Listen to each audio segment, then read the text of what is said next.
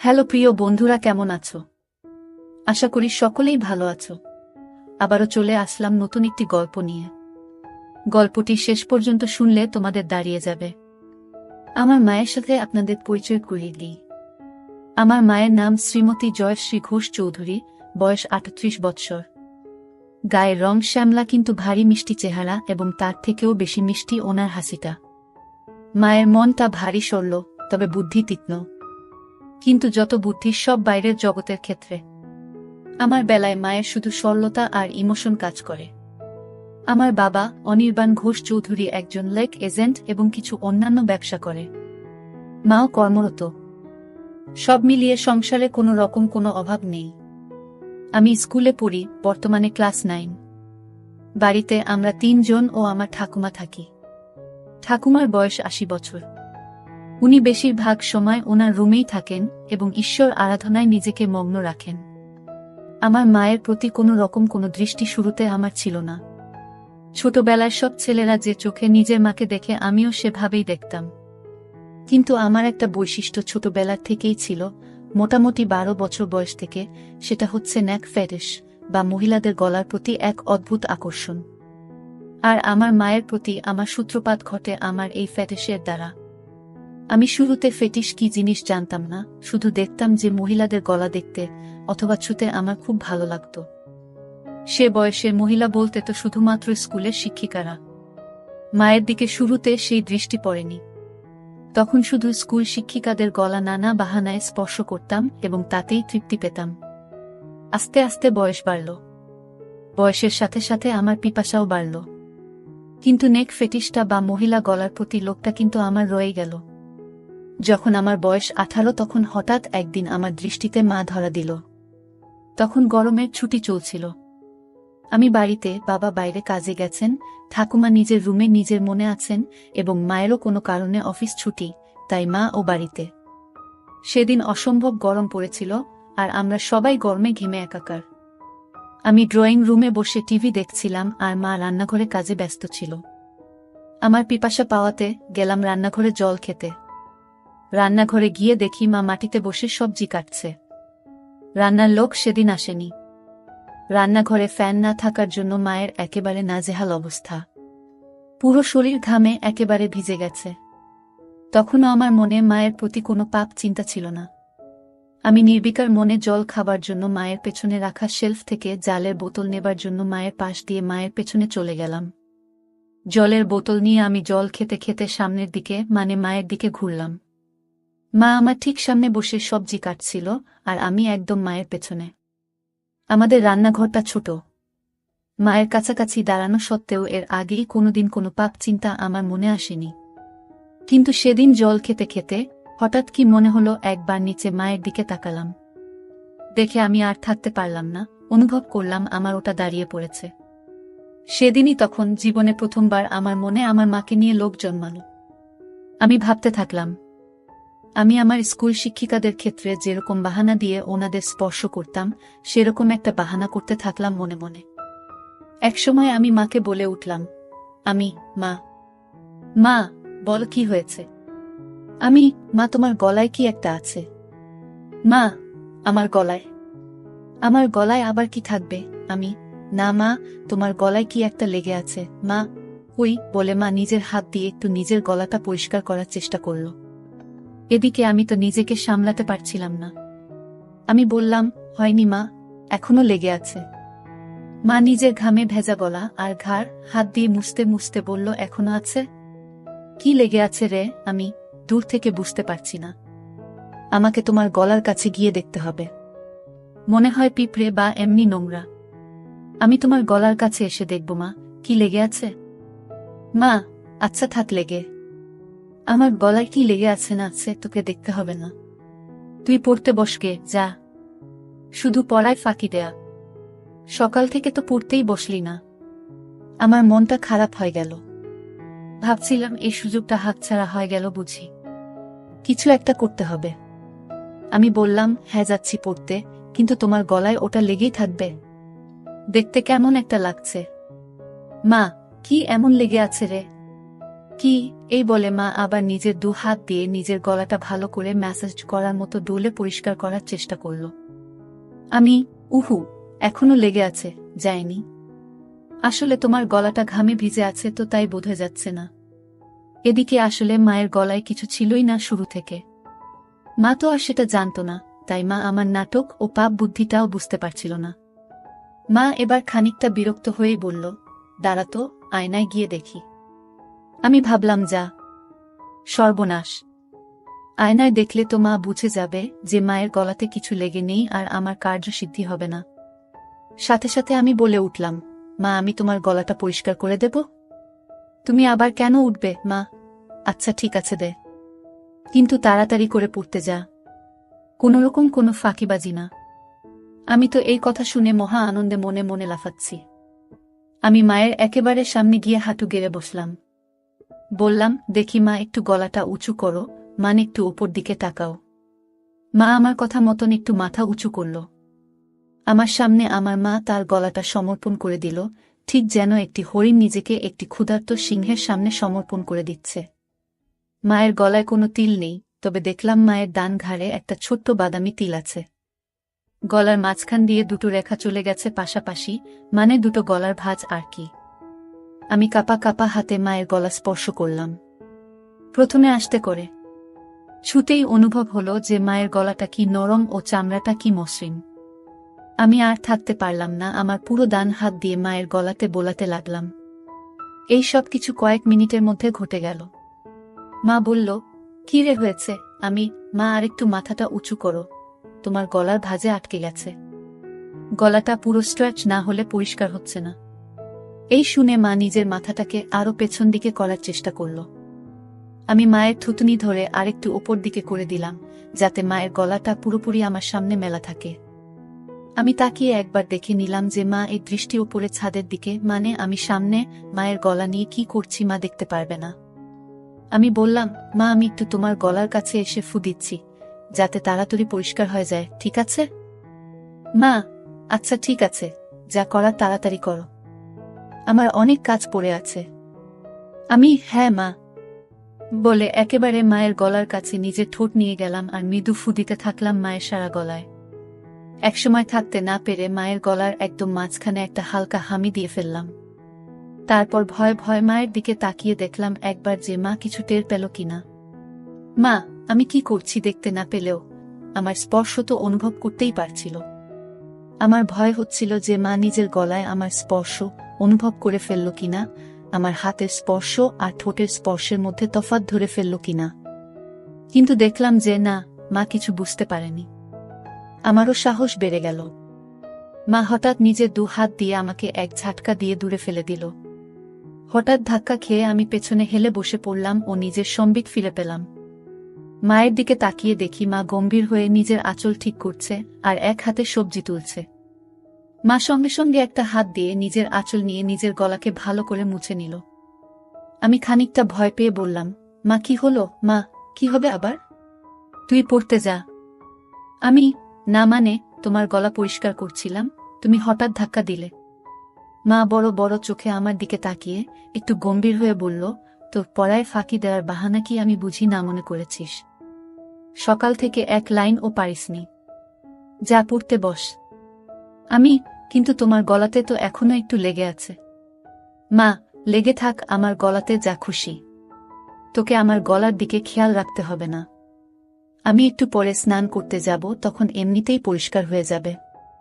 আমি একটু মনে মনে ভয় পেলাম, তাহলে কি মা বুঝে গেল আমার মনের পাপ?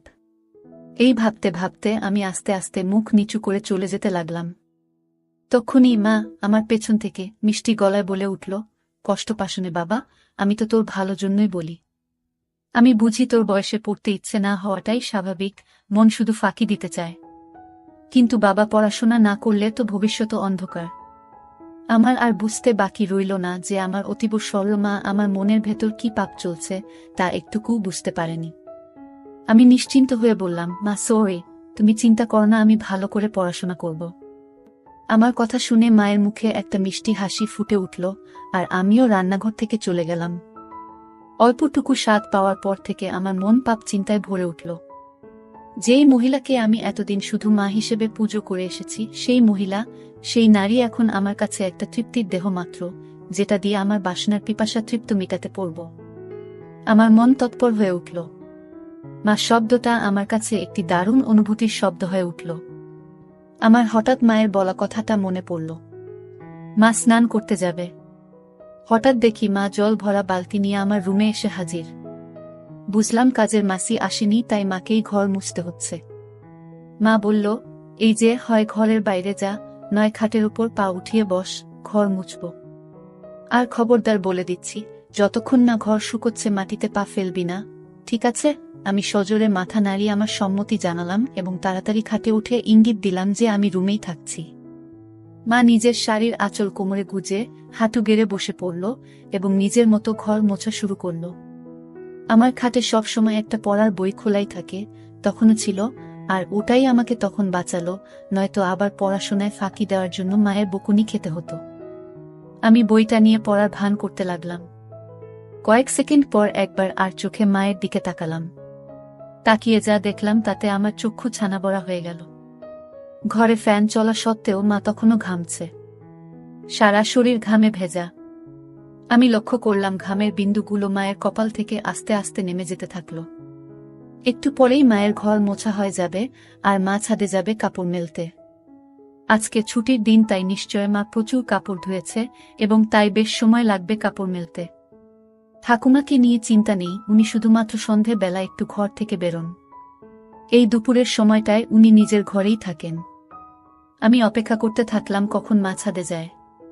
একসময় মা হাঁক পারল, রুদ্র, আমি ছাদে যাচ্ছি, ঘরের দিকে নজর রাখিস। ঠাকুমা কানে শোনে না, তাই ঘর ফাঁকা হলে কাউকে ঘরের খেয়াল রাখতে হয়।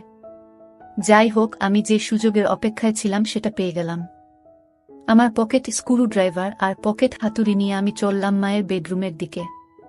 মায়ের বাথরুমের দরজাটাকে দুপাশ থেকেই ভালো করে পর্যবেক্ষণ করলাম। প্রথমবারে কোনো ফুটো পেলাম না। মনটা একটু খারাপ হলো। এই ভারী কাঠের দরজায় তো আর এই পলকা দিয়ে এত কম সময় নতুন করে ফুটো করা যাবে না। কিন্তু আমি আবার বিশ্বাস নিয়ে খোঁজ শুরু করলাম। অবশেষে দেখলাম যে দরজার ভেতর দিক থেকে একটা ছিদ্র শুরু হয়েছে, কিন্তু সেটা এখনো এপার ওপার হয়নি। আমি সঙ্গে সঙ্গে আমার হাতিয়ার দিয়ে ফুটোটাকে বড় এবং সম্পূর্ণ করতে লেগে গেলাম। সফল হওয়ার পর ফুটো দিয়ে দেখলাম যে পুরো বাথরুমের ভেতরটাই পরিষ্কার দেখা যাচ্ছে। আমি আনন্দে আত্মহারা হয়ে উঠলাম। আমি মায়ের বেডরুম থেকে যাওয়ার আগে ফুটোটাকে সাময়িকভাবে একটা ছোট্ট কাঠের টুকরো দিয়ে বন্ধ করে আসলাম, যাতে মায়ের সন্দেহ না হয়। এরপর অপেক্ষা করতে থাকলাম কখন মা স্নানে যায়। একসময় মা ছাদ থেকে আসলো এবং আমি স্নানে গেলাম বলে সোজা বেডরুমে চলে গেল। মা নিজের বেডরুমের দরজা ভেতর থেকে বন্ধ করতে যাচ্ছিল, তখন আমি বিপদ দেখে বলে উঠলাম, মা, রুমের দরজা বন্ধ করো না, যদি আমার কিছু লাগে। মা, আমাদের রুমে আবার তোর কি কাজ? আমি, না মানে, দরকার তো পড়তেই পারে। তোমার ও তো দরকার পড়তে পারে। হঠাৎ যদি কিছু লাগে তোমার, যেমন সাবান বা কিছু। কখন কি দরকার পড়ে কেউ বলতে পারে। বাথরুমের দরজা তো আর খোলা রাখতে বলছি না, রুমের দরজাটাকে খোলা রাখতে বলছি। আমি খানিকটা ঠাট্টা করে বললাম। মা, হ্যাঁ ঠিক আছে, তোকে ও তো পাকামো করতে হবে না, খোলা রাখছি রুম। বাড়ির দিকে খেয়াল রাখিস। আমি গেলাম স্নানে। আমি, আচ্ছা মা। মা বাথরুমে ঢোকার 2 সেকেন্ডের মধ্যে আমি মায়ের রুমে ঢুকে একেবারে বাথরুমের দরজার সামনে চলে গেলাম। স্ক্রু ড্রাইভার দিয়ে খুঁচিয়ে দরজার ফুটোটার থেকে কাঠের টুকরোটা বের করতে আমার বেশি সময় লাগলো না। আমার সামনে তখন আমার সযত্নে তৈরি করা দরজার বড় ফুটোটা খোলা। আমার মনে হচ্ছিল যেন স্বর্গের জানালা কেউ খুলে দিয়েছে আমার চোখের সামনে। নিজেকে সামলাতে না পেরে আমি আস্তে আস্তে নিজের চোখটা ফুটোর দিকে নিয়ে গেলাম। মনে নানান ভাবনা চলছে। আমার হৃৎপিণ্ড এত জোরে লাফাচ্ছিল যেন শরীরের বাইরে বেরিয়ে আসবে। এত জোরে বুকের শব্দ হচ্ছিল যে ভয় হচ্ছিল মা না শুনতে পেয়ে যায়। ভাবছিলাম যে আজকে আমি যেটা দেখব এটা পৃথিবীর যে কোনো ছেলের জন্য নিষিদ্ধ। আমি বুঝলাম মা এখনই বেরোবে বাথরুম থেকে। আমি সাথে সাথে ফোনের রেকর্ডিং স্টপ করলাম। দরজার ফুটোটাকে আবার কাঠের টুকরো দিয়ে সযত্নে বন্ধ করে দিলাম ছুট নিজের ঘরের দিকে। নিজের ঘরে পৌঁছানো মাত্র শুনতে পেলাম মা বাথরুমে থেকে বেরিয়ে এসেছে। মনে মনে হাফ ছেড়ে বাঁচলাম। আমার মনে তখন পরম আনন্দ, যেন বিশ্ব জয় করে এসেছি। আমার মন ব্যাকুল হয়ে উঠল মাকে পাওয়ার জন্য। মনে মনে প্ল্যান ভাবতে থাকলাম, কিন্তু কোনো প্ল্যান মাথায় আসছিল না। এদিকে মায়ের অফিস শুরু হয়ে গেল। মাকে একা পাওয়ার সুযোগ হচ্ছিল না। আমার মন তড়পাতে থাকল। দিনের পর দিন আমি মন মরা হয়ে যেতে থাকলাম। পড়ায় মন বসছিল না। টিউশন টিচারের কাছ থেকে আমার নামে নালিশও আসে মায়ের কাছে। মা আমাকে নিয়ে একদিন বাবার সাথে সন্ধেবেলা বসে। জিজ্ঞেস করে কি হয়েছে আমার, বোঝায় ভালো করে পড়তে। কিন্তু আমি কি আর আসল কারণটা বলতে পারি, তাই চুপ করে বাবা মায়ের কথা শুনি এবং হজম করি। এভাবে বেশ কিছু দিন কেটে যায়, আমার মানসিক ও শারীরিক পরিস্থিতির উন্নতি হয় না। মা বাবাও হাল ছেড়ে দেয়, বোধহয় ভেবেছিল যে স্কুল খুললে রুটিন চলা শুরু হবে, তখন সব ঠিক হয়ে যাবে আমার। কিন্তু একমাত্র আমিই জানি আমার কিসে উন্নতি হবে। এভাবে প্রায় এক যায়। আমি আমার 15তম জন্মদিন পার করি। আমি আর নিজেকে শান্ত রাখতে পারতাম না। মাকে ধরার সময় নিয়ন্ত্রণ হারিয়ে মায়ের গলায় কামড়ে দিলাম। অমনি মা আমাকে ঠেলে সরিয়ে দিয়ে বলল, শর্ত রুদ্র, বেয়াদব কথাকার, আজকাল একটু বেশিই গায়ে পড়ছিস। আমার এসব ভালো লাগে না। গরমের মধ্যে গা ঘেঁষাঘেঁষি। আগে তো এরম করতিস না তুই। আমি কি যে বলো মা। কেন? আমি তো তোমাকে আদর করে আগেও ধরতাম। মাসে যাই হোক, তে ওই হিন্দি আর ইংরেজি সিরিয়াল সিনেমা দেখে তোর এইসব ভীমরতি চেপেছে। আমাদের বাঙালিদের মধ্যে ছেলেরা বড় হয়ে গেলে মায়ের থেকে দূরে দূরে থাকে, এরম গা ঘেঁষাঘেঁষি করে না। আর তুই তো একটু বেশিই করিস। ধরার পর কি আমার গলায় ঘাড়ে কামড়ে দিস? এতে পরে আমার ব্যথা করে। 2 বার তো দেখেছি কাল সিটে পড়ে গেছে। এটা কি তোর নতুন কোনো দুষ্টুমি শুরু হয়েছে নাকি আমার উপর রাগ করে আমার বকুনির প্রতিশোধ নিস তুই? আমি তো মায়ের কথা শুনে পাথরের মতন দাঁড়িয়ে ভয় পাচ্ছিলাম আর ভাবছিলাম যে মা তবে আমার মায়ের গলায় হামি দেয়া কামড়ানোটা টের পেয়েছে প্রতিবার। আর সেটাই তো স্বাভাবিক। আমিই বোকা, পাপের চোটে জ্ঞান শূন্যর মতো ওভার কনফিডেন্ট হয়ে যাচ্ছিলাম আস্তে আস্তে। এখন কি হবে? আবার ভাবলাম মা টের পেয়েছে ঠিকই, কিন্তু তার ছেলের আসল মতলবটা এখনো বুঝতে পারেনি। এটা ভাবা মাত্র আমার মনে একটু সাহস আসলো। আমি বললাম, কি যে বলো মা তুমি, এটাতে আমার আবার কি দুষ্টুমি? আমার সব বাঙালি বন্ধুরাও তো তাদের মাকে ভালোবেসে এভাবে ধরে। মা এবার একটু বিরক্ত হয়, বলল, সে কে কি করছে সেটা আমি জানি না। আমার এটা পছন্দ না, তাই তুই এটা করবি না, ব্যাস। বোঝা গেল। আমি মাথা নেড়ে আমার সম্মতি জানালাম। মা, আর বন্ধুদের থেকে এই সমস্ত বদ অভ্যেস না শিখে ভালো কিছু তো শিখতে পারিস নাকি? আমি বুঝলাম কথা লাভ নেই। ব্যাপারটা খুব সিরিয়াস দিকে যায়নি, তাই এখানেই ইতি করতে হবে। আমি তাই আবার ঘাড় নিলে বললাম, হ্যাঁ মা, তুমি ঠিকই বলেছ। আমি তোমার কথা মতোই চলব। মা এটা শুনে নিজের রুমে চলে গেল, আর আমিও আমার রুমে হাত দিয়ে কাজ সেরে নিলাম। এর মধ্যে আবার একদিন মা ছুটি পেল এবং বাড়িতেই ছিল। বাবা ভাগ্যবশত কাজে বাইরে। আমার মনের শয়তান জেগে উঠল। মনে মনে ভাবলাম, আজকে যে করেই হোক মাকে পেতেই হবে। দুপুরে খাওয়া দাওয়া শেষ করে আমি আমার ঘরে আর মা নিজের ঘরে দুপুরের ঘুম দিতে চলে গেলাম। বিছানায় শুয়ে থাকলাম ঠিকই, কিন্তু ঘুম আর আসছে না। মায়ের ঘরে পৌঁছে আমি আস্তে করে বেডরুমের দরজা ফাঁক করে মায়ের রুমে ঢুকলাম। ঢুকে দেখি মা বিছানার একদম এক ধারে এসে দরজার দিকে পাশ ফিরে শুয়ে আছে। আমিও এবার নিশ্চিন্ত হয়ে মায়ের পাশে খাটের উপর বসলাম। মা বাদিকে কাত হয়ে শুয়েছিল। আমি এবার সাহস করে মায়ের গলার একদম কাছে চলে গেলাম। কিন্তু বিপদ ঘটল তারপরেই। মায়ের ঘুম সাথে সাথে ভেঙে গেল, আর মা আমাকে ধাক্কা মেরে ফেলে বিছানায় উঠে বসল। মা, কি রে বাবা, তুই কি করছিলিস আমার কাছে এসে? আমি আমতা করতে করতে বললাম, কই মা, কিছু না তো। মা একটু রেগে গিয়ে বলল, কিছু না তো মানে? রুদ্র, দেখ, ভালো চাস তো সত্যি কথা বল। কি করছিলি তুই আমার এত কাছে এসে? আমি কোথায় মা?